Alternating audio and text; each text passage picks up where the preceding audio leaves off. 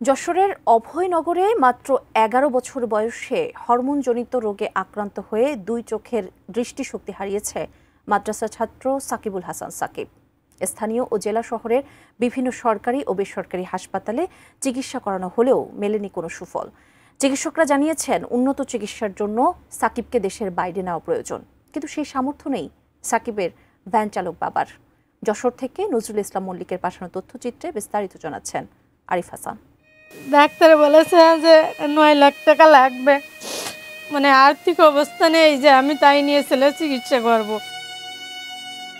যশোরের অভয়নগর উপজেলার নোয়াপাড়া পৌরসভার ৫ নং ওয়ার্ডের বাসিন্দা দরিদ্র ভ্যান চালক সামাদ শেখের ছেলে সাকিবুল হাসান সাকিব একমাত্র পুত্র সন্তানের চিকিৎসার জন্য জমানো টাকা ও জমিসহ স্বর্ণালংকার বিক্রি করে পরিবারটি এখন সর্বশান্ত। সাকিবের চিকিৎসার জন্য এখন প্রয়োজন ৯ লাখ টাকা। তার বাবার যে সম্পত্তি ছিল কম বেশি যা কতই ছিল সব বিক্রি করে ঢাকা, খুলনা, যশোর সব জায়গায় কিন্তু সে ডাক্তার দেখাচ্ছে, কিন্তু এখন এক পর্যায়ে সে এখন পুরো নিঃস্ব। সে ভাড়া বাড়ি থাকে, প্লাস আপনার আসলে এই যে ভ্যান চালায়, কিন্তু তার সংসার চালাতে পারে না। এখন সাকিব আমাদের প্রতিবেশী, ওর বাপ ভ্যান চালায় খায়। সাকিবের চোখের দৃষ্টি নষ্ট হয়ে গেছে, মাদ্রাসায় পড়তো। আপনারা সবাই ওর জন্য একটু সহযোগিতা করেন। সন্তানের চোখের আলো নিভে যাওয়ায় দুশ্চিন্তায় মা চায়না বেগম একমাত্র সন্তানকে বাঁচাতে সমাজের বিত্তবান ও হৃদয়বান মানুষের নিকট মানবিক সাহায্যের আবেদন জানিয়েছেন তিনি।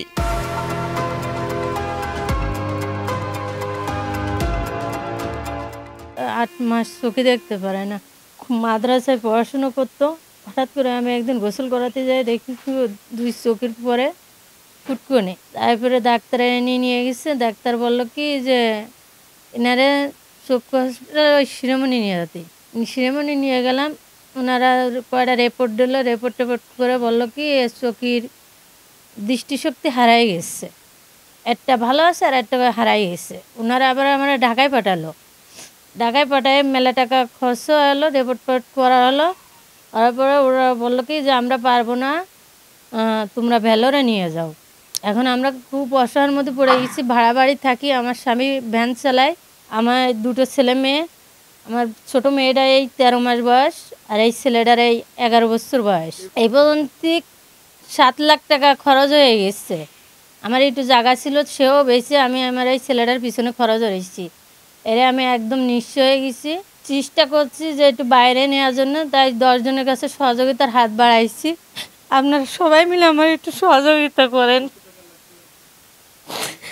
ডাক্তার বলেছে যে ৯ লাখ টাকা লাগবে, এই কারণে আমি পাশে পাইছে যাচ্ছি। ভাই আমার কোনো মানে আর্থিক অবস্থা নেই যে আমি তাই নিয়ে ছেলে চিকিৎসা করব। এদিকে উপজেলা প্রশাসনের পক্ষ থেকে সাকিবের চিকিৎসার জন্য সর্বোচ্চ সহযোগিতা করার আশ্বাস দিয়েছেন উপজেলা নির্বাহী কর্মকর্তা। যেটা আমি শুনলাম, আমি তার পরিবারের প্রতি গভীর সহমর্মিতা জানাই এবং আমি বলতে চাই যে উপজেলা প্রশাসন তার পাশে থাকবে। উনি যদি আমাদের কাছে কোনো আর্থিক সাহায্যের আবেদন বা চিকিৎসা সাহায্যের কোনো আবেদন করেন, আমরা যথাসাধ্য এবং সর্বোচ্চ ওনাকে সহযোগিতা করব। Arif Hasan, desk report, ATN news.